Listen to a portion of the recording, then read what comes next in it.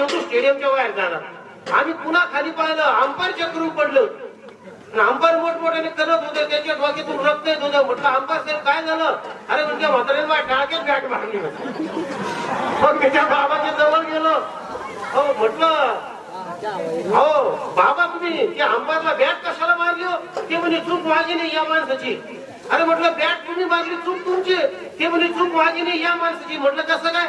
ते म्हणे या माणसाला कळायला पाहिजे सगळे लोक स्टेडियम मध्ये बसून मॅच पाहत होते आणि हा माणूस एवढ्या जवळून कशाला मॅच पाहतो. मी म्हटलं अहो ते माणूस नाही, ते अंपायर आहे. म्हणजे ते कशाला राहतो? म्हटलं ते माणसाला आउट करतो. म्हणजे जाऊ दे म्हणे, ते आज आपल्याकडूनच आउट होतो. मग मी त्यावर लिहिलं की बळजबरीत पोरांनी म्हातारा क्रिकेट खेळायला नेला. बळजबरीत पोरांनी म्हातारा क्रिकेट खेळायला नेला. म्हाताऱ्याने उलटी धरली बॅट, अंपायरचं डोकं पडूनच घरी आलं. असे काही लोक आपल्या आजूबाजूला असतात. हे